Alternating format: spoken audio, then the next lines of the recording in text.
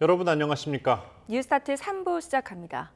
윤석열 전 대통령이 조사 거부로 한 차례 파행을 겪은 뒤 특검에 출석한 지 15시간 만에 귀가했습니다. 특검은 내일 오전 9시에 다시 출석하라고 통지했습니다. 박정현 기자입니다. 윤석열 전 대통령이 내란 특검에 첫 출석한 지 15시간 만에 귀가했습니다. 윤 전 대통령 조사 거부로 한 차례 파행을 겪으며 날을 넘기고서야 끝이 난 겁니다. 오후 조사 불연 거부하신 이유가 뭡니까? 대통령님이란 호칭을 쓰며 진행된 조사는 지난 24일 청구한 윤 전 대통령 체포영장에 적시된 체포 방해 혐의부터 시작됐습니다. 지난 1월 대통령 경호처를 동원해 자신의 체포 저지를 지시했던 내용입니다. 경찰에서 해당 부분 수사를 담당해온 박창환 총경이 조사를 진행했고 최상진, 이정필 경감도 조사에 참여했습니다. 특검은 사건 연계성을 고려해 오로지 수사 논리와 수사 효율성에 따른 것이라고 설명했지만 윤 전 대통령 측은 특검 사무실에서 파견된 경찰이 수사를 주도하는 것이 민망하지 않느냐며 반발했습니다.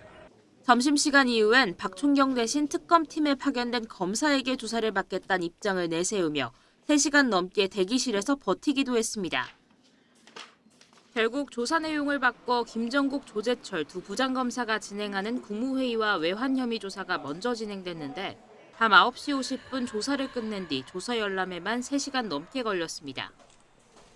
특검은 윤 전 대통령에게 내일 오전 9시에 다시 나오라고 통지했는데 어제 진행하지 못한 체포 방해 혐의 등에 대한 조사를 진행할 거로 보입니다. YTN 박정현입니다. 윤 전 대통령 측은 내란 특별검사팀 조사에 아는 대로 성실히 답변했다고 밝혔습니다. 윤 전 대통령 측 송진호 변호사는 1차 소환 조사 뒤 기자들과 만나 경찰 조사관의 교체를 요구하며 한때 조사를 거부한 것과 관련해 형사소송법상 특검 조사는 검사가 하는 게 맞는다며 이같이 말했습니다. 송 변호사는 또 추가 조사일에 대해선 특검과 계속 협의하기로 했다며 적법한 소환에는 당연히 출석할 거라고 강조했습니다.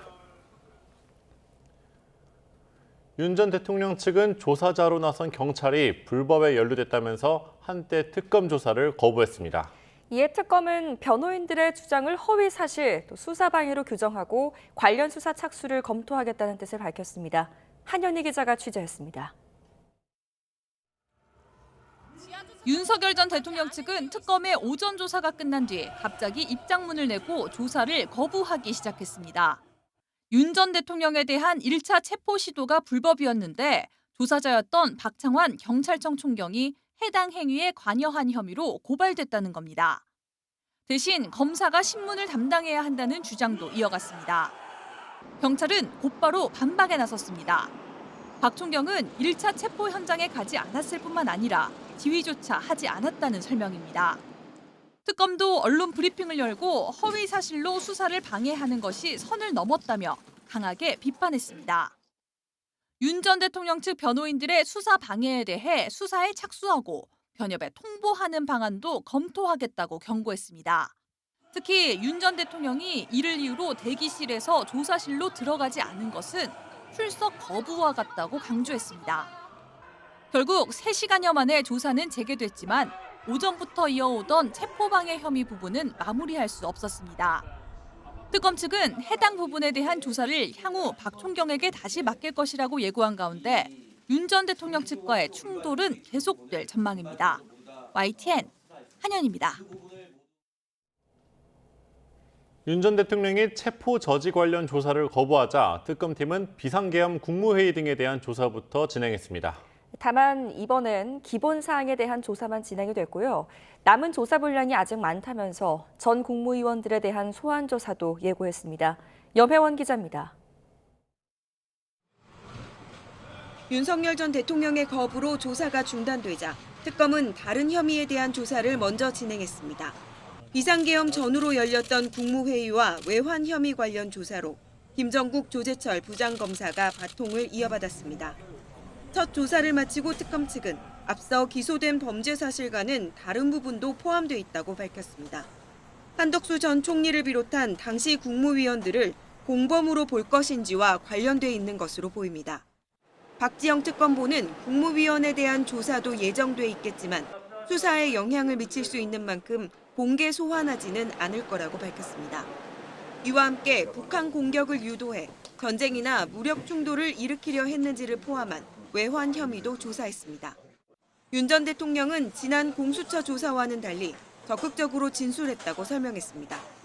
다만 이번에는 조사 시간이 길지 않았던 만큼 기본 조사만 진행했고 남은 부분이 상당히 많다고 전했습니다. YTN 염혜원입니다.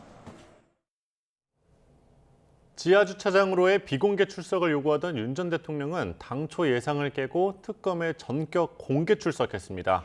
윤 전 대통령은 쏟아지는 취재진의 질문에는 아무런 답변도 하지 않았습니다. 김태원 기자의 보도입니다. 윤석열 전 대통령이 탑승한 차량이 내란 특검이 있는 서울고검으로 들어섭니다. 그런데 당초 예고했던 지하주차장 입구가 아닌 정문으로 향합니다. 차량에서 내린 윤 전 대통령은 정장에 붉은 넥타이 차림, 빗어넘긴 머리까지 탄핵 심판과 내란 재판에 나올 때 모습 그대로입니다. 취재진의 쏟아지는 질문에는 묵묵부답, 아무런 답변도 내놓지 않았습니다. 지하주차장으로 들어가지 않은 이유 있으실까요? 조석 특검을 8년 만에 피의자 신분으로 만나셨는데 어떻게 보시나요? 윤 전 대통령은 특검 소환 통보를 받은 직후부터 지하주차장을 통한 비공개 출석을 고집해왔습니다. 그런데 소환 당일 공개 출석으로 전격 방향을 튼 겁니다. 이렇게 되면서 특검과 윤 전 대통령, 양측 사이 초유의 지하주차장 앞 대치는 빚어지지 않았습니다. 앞서 특검은 지하주차장의 출입을 불허하고 차단막까지 설치하며 윤 전 대통령의 비공개 출석을 단단히 틀어막았습니다. 내란 특검 사무실이 있는 서울고검 근처에는 일부 지지자들이 몰렸고 경찰은 4개 기동대 250여 명을 배치했습니다. YTN 김태원입니다. 윤 전 대통령의 부인 김건희 여사에 대한 특검 조사 여부도 관심입니다. 최근 우울증으로 병원 치료를 받았는데 김 여사 측은 건강상의 이유로 조사를 거부하진 않겠다며 정당한 소환에는 응하겠다고 밝혔습니다. 신지원 기자의 보도입니다. 윤석열 전 대통령 부인 김건희 여사는 최근 우울 증세 악화로 열흘 넘게 입원 치료를 받은 뒤 퇴원했습니다. 김 여사 측은 그러나 건강상의 이유로 특검 조사를 거부하지는 않겠다며 정당한 출석 요구에는 응하겠다는 입장입니다. 출석 일시, 장소를 정할 때 충분한 시간적 여유를 두고 협의해야 한다는 대통령령 수사준칙을 따라야 한다는 건데 윤 전 대통령이 내란 특검 출범 16일 만에 공개 출석한 이후 변호인단이 불법 소환이라고 비판한 것과 같은 맥락입니다. 김 여사에 대한 대면 조사는 김건희 특검뿐 아니라 최상병 특검과 내란 특검도 검토할 가능성이 있습니다. 다만 3개의 특검 가운데 유일하게 판사 출신인 민중기 특별검사가 상대적으로 신중하게 대면 조사에 접근할 거란 전망도 나옵니다. 김건희 특검의 수사 대상은 도이치모터스 주가 조작 의혹부터 양평 고속도로 특혜 의혹까지 모두 16개에 이르지만 개별 수사의 진행 속도가 제각각인 만큼 시간 간격을 두고 여러 차례 대면 조사가 이뤄질 가능성도 있습니다. 김건희 특검이 다음 달 2일 현판식을 앞두고 사실관계와 법리 검토에 매진하는 가운데 강제 수사나 관계자 조사부터 착수할 경우 빠른 시일 내 김 여사 조사가 이뤄지기는 쉽지 않을 전망입니다. YTN 신지원입니다. 돈을 받고 공천을 청탁한 혐의로 재판을 받고 있는 건진법사 전성배 씨에 대해 검찰이 사기 혐의를 추가로 적용하는 방안을 검토하고 있습니다. 국민의힘 윤한홍 의원에게 공천을 청탁하려 했다면 정치자금법 위반을 아니면 사기죄를 적용하겠다는 취지인데요. 전 씨 측은 강하게 반발하고 있습니다. 양동훈 기자입니다. 김건희 여사 청탁 의혹의 핵심 인물로 꼽히는 건진법사 전성배 씨는 지난 2018년 경북 영천시장 공천과 관련해 돈을 받은 혐의로도 재판이 진행 중입니다. 당시 예비후보 정모 씨 측으로부터 공천을 해달라며 1억 원을 받았다는 건데 양측 모두 돈을 주고받은 사실을 인정합니다. 이른바 공천 헌금이 오간 정치자금법 위반 사건인데 검찰은 정작 정치인들은 기소하지 못했습니다. 청탁 대상으로 꼽혔던 윤한홍 국민의힘 의원이나 건진법사 전 씨와 예비후보 정 씨의 중간 소개자로 지목된 윤 의원의 전 보좌관 한모 씨에게 혐의를 적용하지 못한 겁니다. 공천 요구를 들어줄 위치가 아니란 윤 의원의 반발 속에 윤 의원 측에 돈이 전달된 구체적인 물증을 확보하지 못한 것으로 보입니다. 정치자금법 위반 사건에 정작 정치인은 아무도 없다. 법사로 불리는 정 씨가 정치자금법 위반의 주체가 될 수 있느냐는 논란 속에 검찰은 결국 전 씨에게 사기 혐의를 추가로 적용하는 방안을 검토하겠다고 밝혔습니다. 재판부가 정치자금법 위반 혐의를 무죄로 판단할 경우 사기 혐의로 판단을 다시 해달라는 얘기입니다. 건진법사 전 씨가 윤 의원에게 청탁해줄 것처럼 정 씨 등을 속였을 수도 있다는 건데 전 씨 측은 검찰의 공소장 변경 검토에 당장 반발하고 나섰습니다. 공천원금을 전달할 의도가 있어야 하는 정치자금법 위반과 돈 전달 의도가 없이 속여서 빼앗는 사기는 정반대의 상황으로 한 재판에 동시에 적용할 수 없는 모순된 혐의들이란 주장입니다. 만약 사기 혐의가 적용될 경우 정작 공천원금을 준 예비후보 정 씨 등은 정치자금법 위반 혐의의 공범에서 피해자로 신분이 바뀌고 윤한홍 의원과 전 보좌관 한 씨 역시 관련 의혹을 벗게 됩니다. 부실 수사 지적까지 나오며 건진법사의 정치자금법 재판을 둘러싼 논란이 이어지는 가운데 재판부가 검찰의 공소장 변경 시도를 받아들일지 주목됩니다. YTN 양동훈입니다. 지난 1월 벌어진 이른바 서부지법 폭동으로 100명 가까이 재판에 넘겨진 가운데 1심 선고가 속속 진행되고 있습니다. 재판부는 특히 법원에 무단 침입한 경우 범행을 인정하고 반성하더라도 실형을 선고하고 있는데요. 앞으로 남은 피고인들에게도 엄벌이 불가피해 보입니다. 이현정 기자입니다.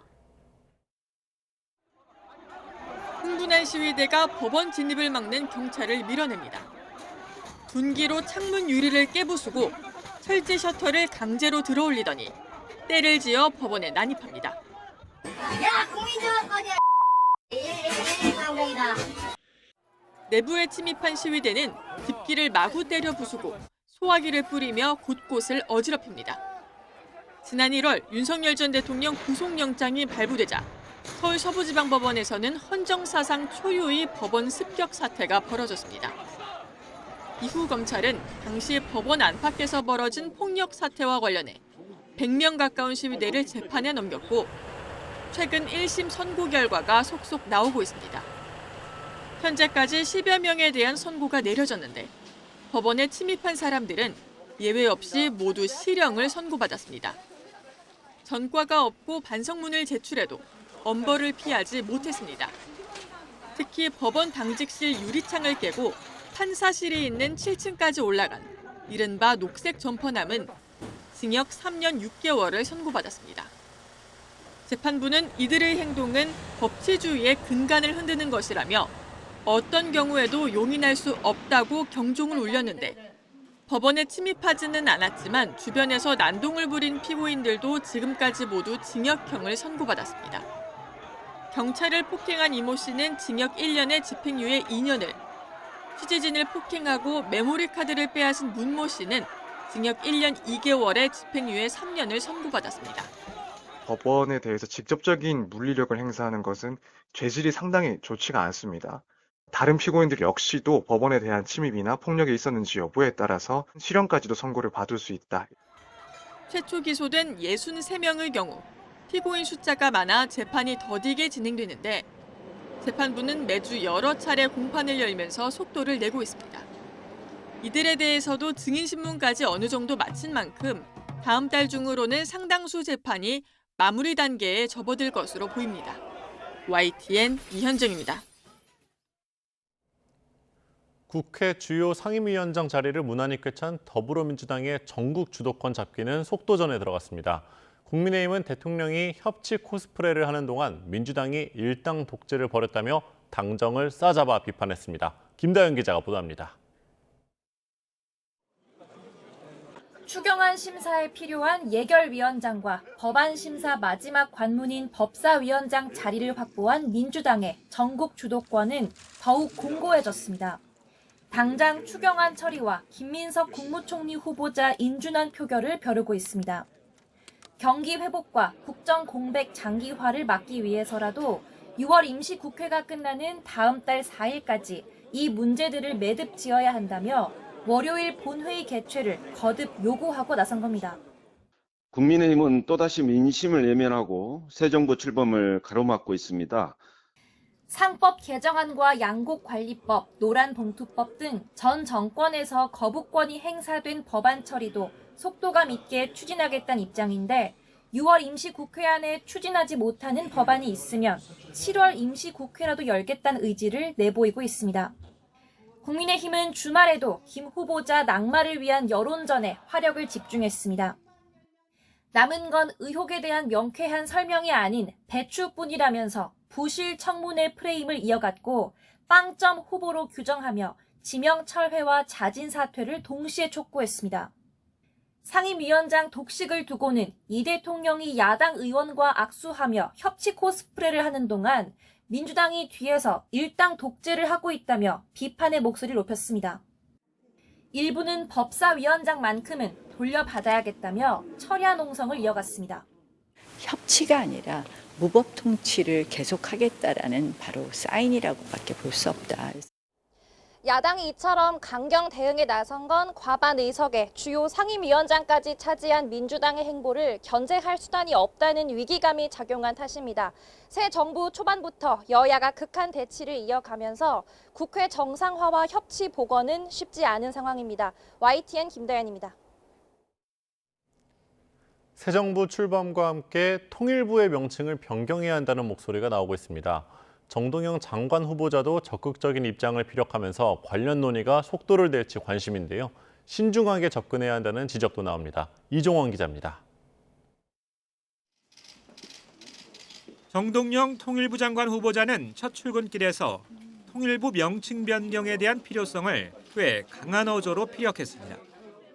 평화와 안정을 구축한 바탕 위에서 통일도 모색할 수 있다고 생각하기 때문에 저는 통일부의 명칭 변경도 적극적으로 검토할 필요가 있다 이렇게 생각합니다.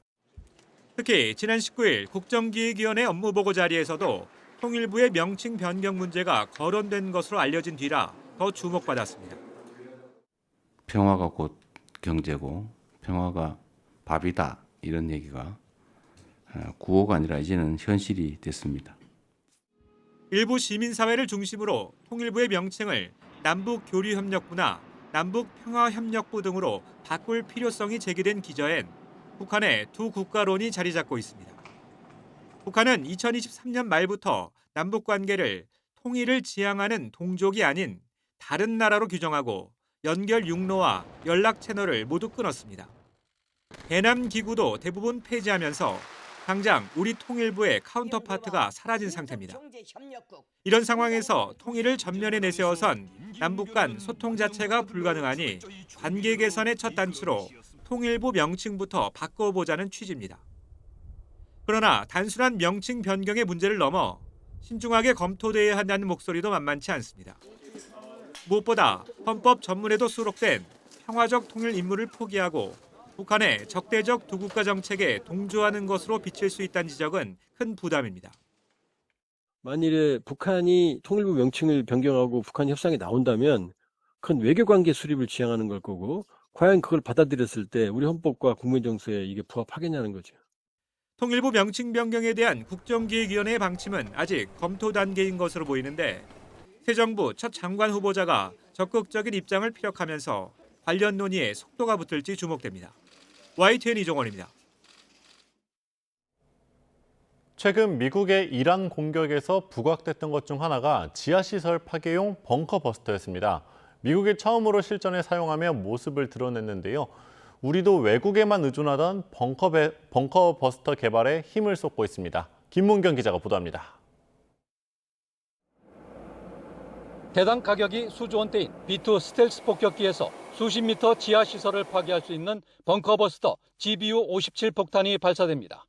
한 발당 가격이 40억 원대인데 미국은 GBU-57 12발로 이란의 지하 핵시설을 정밀 타격했습니다. Our objective was the destruction of Iran's nuclear enrichment capacity and a stop to the nuclear threat. The strikes were a spectacular military success. 첫 실전 사격이었지만 이란이 곧바로 휴전에 합의할 정도로 벙커버스터의 위력이 확인됐습니다. GBU-57처럼 전투기에 장착해 사용하는 우리 군의 대표적인 공대지 벙커버스터는 제이담과 타우러스 순항미사일, 독일산 타우러스의 경우 오차가 거의 없을 정도로 정확도가 높지만 지하 관통 능력이 수미터에 불과하고 한 발당 가격이 20억 원대로 비싸 지난해 실사격 훈련도 7년 만에 했을 정도입니다. 이를 보완하기 위해 우리 군은 한국형 타우러스급 미사일을 확보하는 데 힘을 쏟고 있습니다. 최근 국산 경전투기 FA-50에 한국형 타우러스로 불리는 철룡을 장착한 채 공중에서 안전하게 분리하는 비행시험도 성공적으로 마쳤습니다. 북한도 이란과 같이 다수의 핵개발 시설과 군사 시설을 지하하고 있는 상황입니다. 이 때문에 이런 시설물을 먼 거리에서 정밀 타격할 수 있는 철룡과 같은 미사일이 필요한 상황입니다. 군은 철룡의 개발이 끝나면 국산 전투기 KF-21에 장착해 유사시 적 핵심 시설에 대한 타격 능력을 강화할 예정입니다. 이와 함께 GBU-57과 비슷한 능력을 지닌 현무5 고위력 탄도미사일 개발을 완료하는 등 수십 미터 지하에 숨은 적의 목표물을 겨냥한 벙커버스터 개발에도 힘을 쏟고 있습니다. YTN 김문경입니다. 트럼프 미국 대통령이 통보한 상호관세 유예 시한이 열흘 앞으로 다가온 가운데 협상 시한이 연장될 가능성도 나오고 있는데요. 미국이 관세 유예 카드를 국가별로 다르게 쓸 것으로 전망되면서 우리 정부도 조만간 최종 협상안을 결단해야 할 상황에 놓였습니다. 워싱턴에서 홍상희 특파원입니다.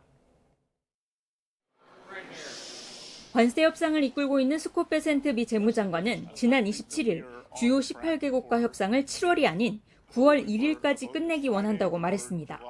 트럼프 대통령도 열흘 안에 무역 대상국에 상호 관세율을 통보하겠다고 경고했지만 관세 유예 시한 연장 가능성도 배제하지 않았습니다. We can do whatever we want. We could extend it. We could make it shorter. I'd like to make it shorter. We'd like to get it done by that time, if possible. 상호 관세 데드라인 연장설이 솔솔 나오고 있지만 안심할 순 없다는 게 우리 정부의 판단입니다. 일부 국가엔 상호 관세를 유예하고 협상을 계속하겠지만 특정 국가엔 높은 관세를 통보하는 전략일 수도 있다는 겁니다. 지난주 미국을 방문해 러트닉 미 상무장관, 그리어 미 무역대표부 대표 등과 만나 고위급 협상에 나선 여항구 통상교섭본부장은 미국 측의 협상 속도를 높이겠다는 새 정부의 의지를 강조했다고 밝혔습니다. 특히 AI, 반도체, 바이오, EV, 배터리, 조선, 군수, 원자력 등 이 다양한 제조 분야에 있어서 한미가 상호 호혜적인 그런 파트너십을 구축할 수 있다는 점을 여러 차례 강조를 했고 30개월 이상 소고기 수입 제한부터 구글 정밀지도 반출 제한 등 비관세 장벽 해소와 미국 상품 수입 확대, 알래스카 LNG 프로젝트 참여 등 미국도 구체적인 요구를 해온 것으로 알려졌습니다. 정부로서는 25%의 상호관세뿐 아니라 이미 부과된 철강, 알루미늄 수출품에 대한 50%, 자동차와 부품에 대한 25%의 품목별 관세 완화도 시급히 풀어야 할 숙제입니다. 트럼프 행정부의 상호관세 협상 시한이 열흘 앞으로 다가온 가운데 본격 협상 국면을 맞은 우리 정부도 미국의 요구에 결단을 내려야 할 시간이 다가오고 있습니다. 워싱턴에서 YTN 홍상입니다. 어제부터 시행된 강력한 수도권 대출 규제에 과열 양상을 보였던 서울 주요 아파트 단지의 거래가 멈췄습니다. 전문가들은 지난번 토지거래 허가구역 재지정 뒤 비강남권의 한강변 아파트가 들썩인 것처럼 이번 대책도 풍선 효과를 불러오지 않을지 우려하고 있습니다. 이승은 기자입니다. 한 달 새 수억 원씩 값이 뛰면서 보지도 않고 계약금부터 보내던 곳이었지만 매매가 멈췄습니다. 어제 밤에 계약서 쓰신 분들 많았고요. 갑자기. 그리고 이제 계약금 일부 넣으신 분들, 그분들이 있었고, 그 다음에 이제 예약 취소가 지금 엄청 많고 조용해요. 특히 대출 받으면 6개월 내 전입해야 해 전세를 끼고 사는 갭 투자 문의가 사라졌습니다. 통상 부동산 대책이 나오면 은행 세부 해석이 나오기 전까지 일주일 정도 매매가 잠잠하지만 예상을 뛰어넘은 이번 조치는 효과가 클 것이라는 말이 나옵니다. 수도권에 집 살 때 6억 원 초과 주택담보대출 금지, 집값 수준이나 상환 능력과 무관하게 대출을 일괄 제한한 건 처음입니다. 집을 갈아타려는 고임금 실수요자들의 불만이 나옵니다. 실수요자인데 자기 집을 팔고 학군 때문에 일로 넘어와야 된단 말이에요. 자기는 폭이 좁아진 거예요, 지금.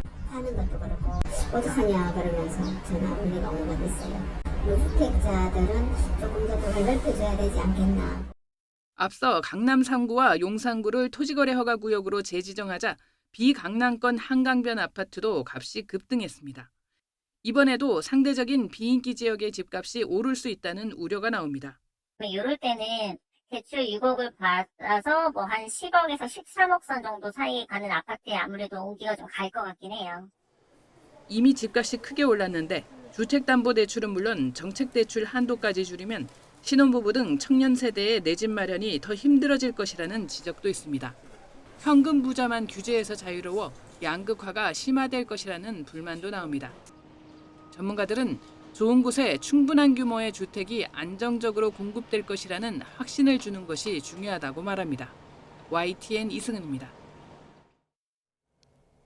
내년에 적용할 최저임금을 결정하는 심의가 이번에도 법정 기한을 넘기게 됐습니다. 심의위원들은 최저임금 논의를 지연시키는 문제들을 해소하는 데 정부가 더 적극적으로 나서야 한다고 꼬집었습니다. 이문석 기자입니다. 내년 최저임금 결정도 결국 법정 시한을 넘겼습니다. 최저임금위원회 7차 전원회의 결과 근로자위원들과 사용자위원들의 시간당 최저임금 요구 금액 차는 1,390원. 물가 인상을 반영해 대폭 올리자는 노측과 경제 상황을 고려해 동결하자는 사측의 이견은 쉬이 좁혀지지 않았습니다. 끝내 합의가 안 되면 지난해처럼 공익위원들이 중재 금액을 제시하고 표결로 결정할 가능성이 큽니다. 이렇게 노사 견해차가 큰 상황이지만 의견이 모인 부분도 있습니다. 최저임금과 관련해 정부가 어느 정도 역할을 해야 한다는 주장입니다. 먼저 근로자위원들은 최저임금 인상에 따른 비용을 정부가 공적으로 분담하고 보전하는 구조를 만들어야 한다고 지적했습니다. 소상공인, 자영업자의 생존권 보장을 위해서 최저임금 동결이나 하락 주장이 없도록 빠르게 구조적인 문제를 해결해야 합니다. 사용자위원들도 기업은 이윤을 내는 조직체라며 소득 분배를 위해선 근로장려금 지급 같은 국가의 역할이 더 효과적이라고 강조했습니다. 기업은 사회복지기관도 아니고 저소득 근로자 생계를 보장하는 정부 부처도 아닙니다. 중재 역할을 하는 공익위원들마저 최저임금 확대 적용 같은 논의가 공방으로만 끝나지 않게 정부가 실태조사부터 진행하라고 권고했습니다. 최저임금 결정이 계속 법정 시한을 넘기는 상황에 정부에 강 건너 불구경하듯 뒷짐만 지지 말라고 노사공 모두 일침을 가한 겁니다. YTN 이문석입니다.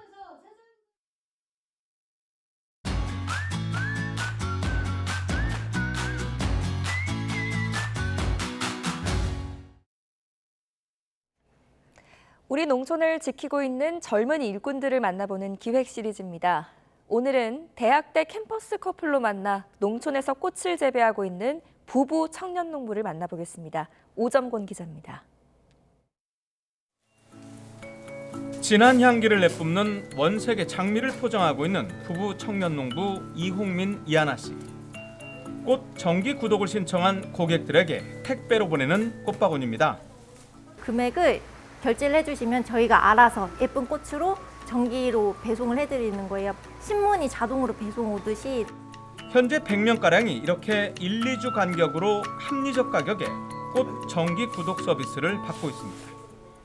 한국농수산대학교에서 같은 과 캠퍼스 커플로 만나서 부부가 된 동갑내기 청년 농부. 오늘에 이르기까지 어려움도 많았습니다.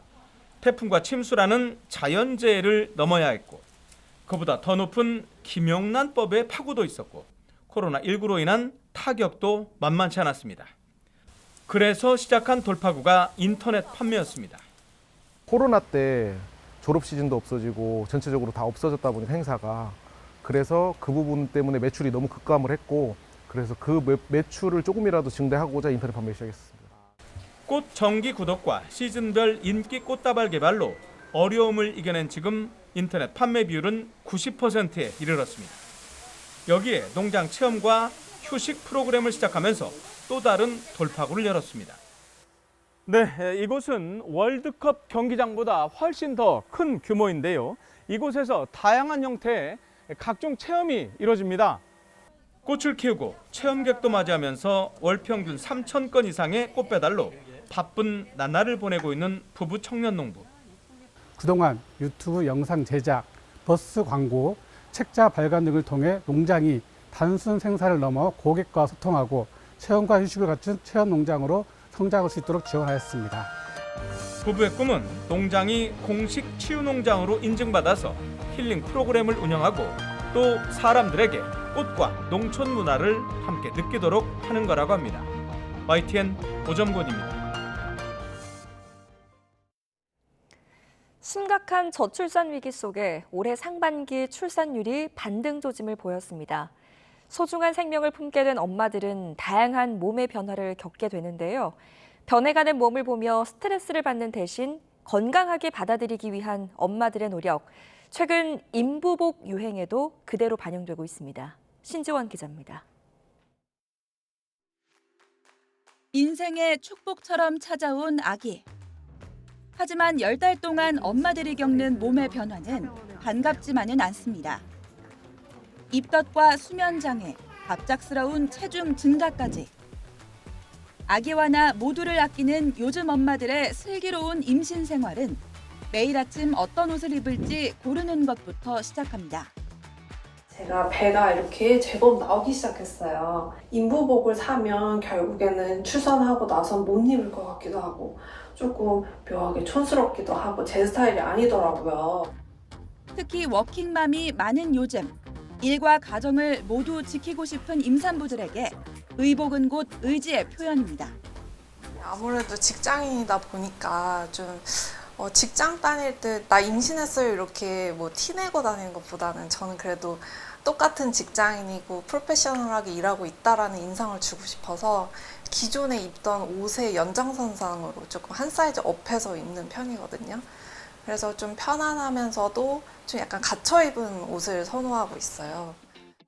회사에는 점잖은 복장으로 출근하지만 퇴근 후에는 개성 넘치는 옷차림으로 기분 전환을 하기도 합니다. 임신 6개월 만에 벌써 9kg이 쪄버려 고민인 기자도 직접 조언을 구해봤습니다.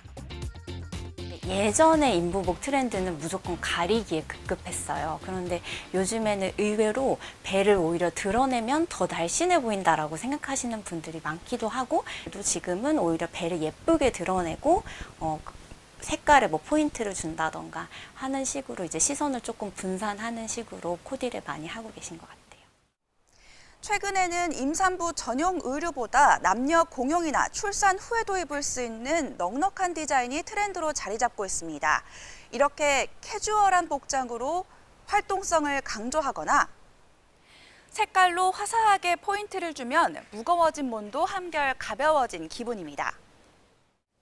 저출산 위기에도 임신에 대한 관심 증가와 사회적 분위기는 데이터를 통해 감지되고 있습니다.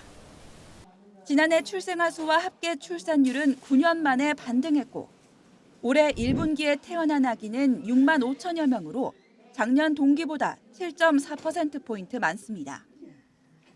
국내 한 온라인 커머스 플랫폼에서는 올해 1월부터 5월까지 임부복 상품 검색량이 지난해 동기보다 급증했고, 임산부 청바지나 운동복 등 검색어는 물론 구매 연령층도 다양해졌습니다. 예를 들어 100이 나왔다고 하면 현재는 170에서 180%까지 굉장히 유입량은 많이 차이가 나는 편이고요. 의외로 50대, 60대 여성분들이 선물로 구매하는 경우가 되게 많으세요. 사회적으로 이게 장려하는 분위기이기도 하고, 그래서 이제 축하하는 의미로 선물을 많이 하시는 것 같아요. 똑똑한 요즘 엄마들, 디자인 만큼 가성비도 중요합니다. 임신뿐 아니라 출산, 육아까지 모든 과정에서 편하고 예쁘게 입을 수 있는 옷에 지갑이 열립니다. 그래서 웬만하면 이제 출산 후에도 계속해서 활용할 수 있는 일상복으로 예쁘게 입는 법. 임산부도 예쁘게 입고 싶다. 엄마가 되는 10달의 여정.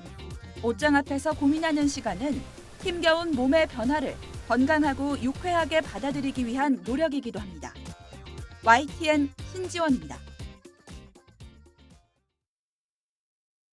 게임을 시작하겠습니다.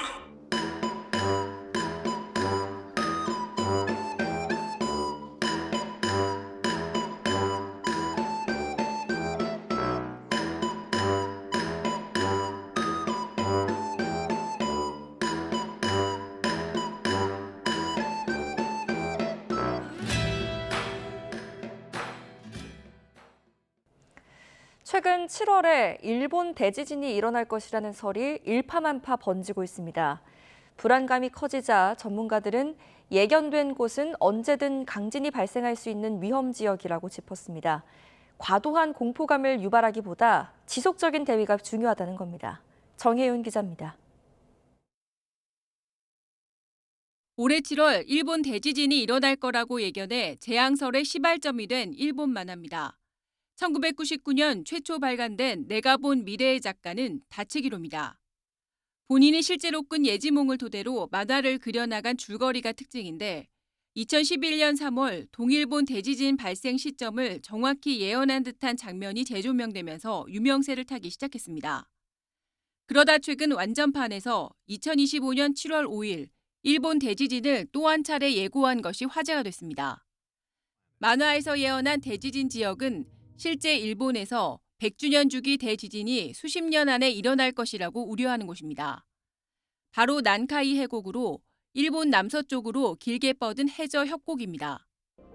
필리핀판이 일본판 밑으로 파고들며 3개의 단층이 900km 길이의 거대 협곡을 이루는데 100에서 150년 주기로 대규모 지진이 발생했습니다. 지난해 8월엔 난카이 해곡 끝 부분에서 규모 7.1의 강진이 발생해 대지진 경보가 발령되기도 했습니다.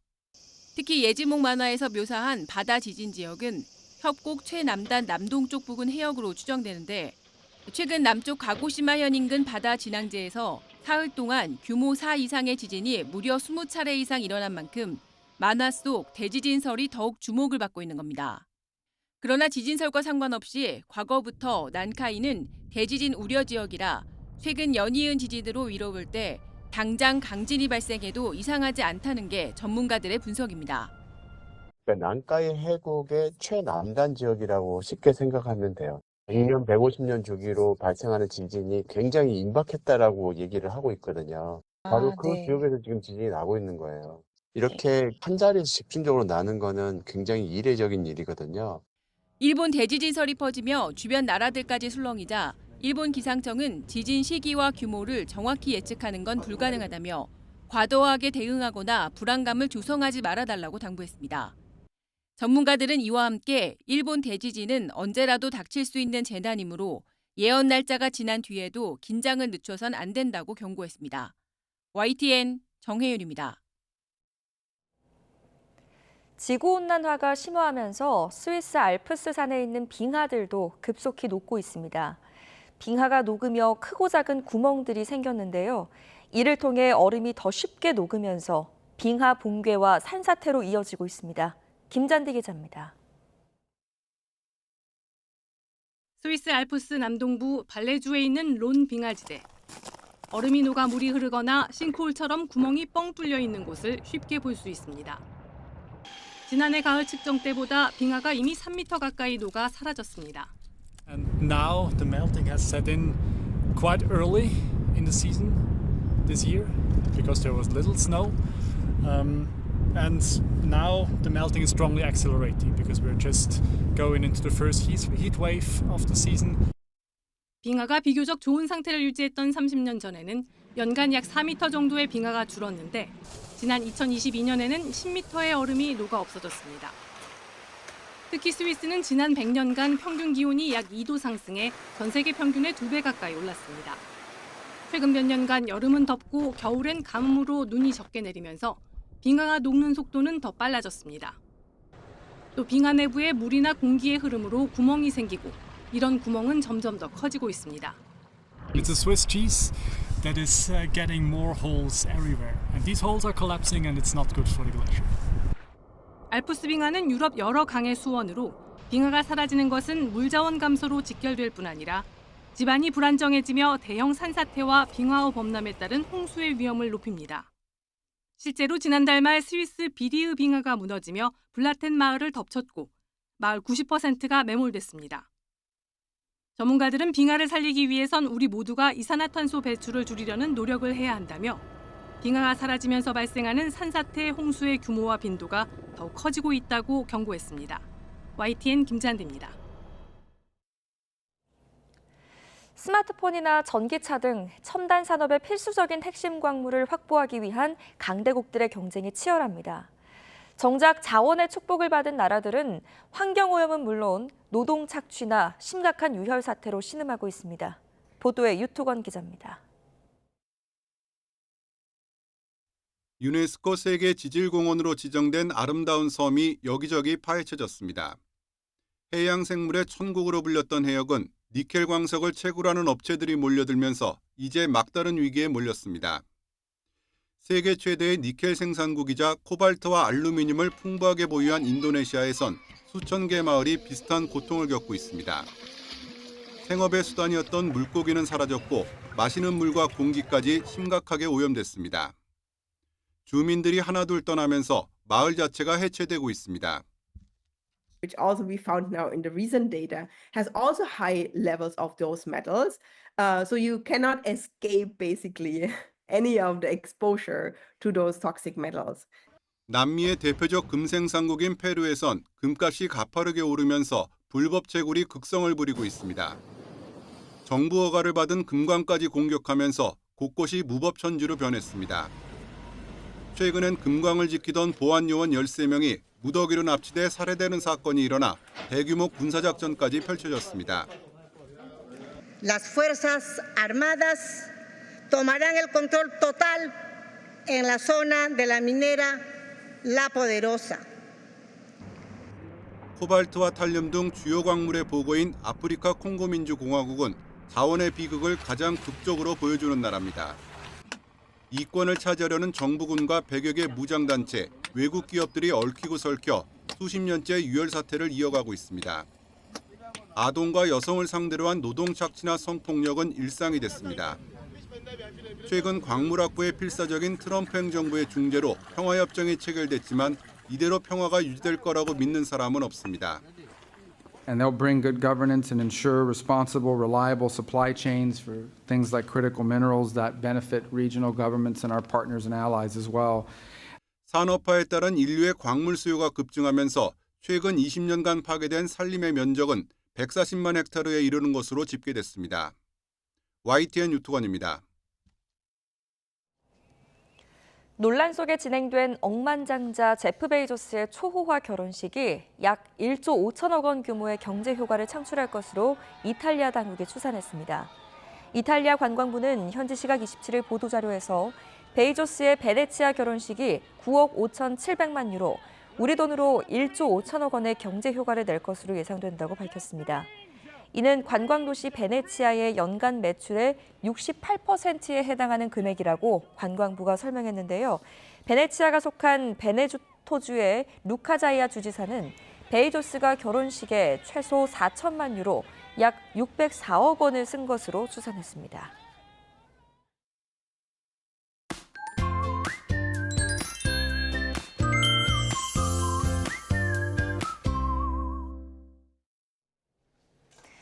오늘은 어제보다 더위의 기세가 강해지겠습니다. 지난 밤 사이에도 곳곳에서 열대야가 나타났고 한낮에는 찜통더위가 기승을 부리겠는데요. 오늘 서울 낮 기온은 30도지만 체감하는 더위는 이보다 더 심하겠고요. 경주는 무려 37도까지 올라서 사람의 체온을 넘나들겠습니다. 오늘 하늘에는 구름이 많이 지나겠고 경기 북동부는 오전까지, 강원 북부는 오후까지 비가 조금 더 내리겠습니다. 이렇게 구름 많은 날씨에도 자외선이 무척 강하니까요. 자외선 차단에도 신경을 써주셔야겠습니다. 현재 기온 살펴보겠습니다. 현재 서울 기온은 25도, 대구는 25.5도를 나타내고 있습니다. 충청과 남부지방에는 폭염특보가 내려진 가운데 오늘 서울 낮 기온은 30도, 대전은 33도, 대구는 36도를 보이겠습니다. 남은 한 주간 무더위가 이어지겠고요. 주 초반까지는 곳곳에 비나 소나기가 자주 내리겠습니다. 지금까지 날씨 정보였습니다. 이상으로 뉴스 스타트 마칩니다. 시청해주셔서 고맙습니다.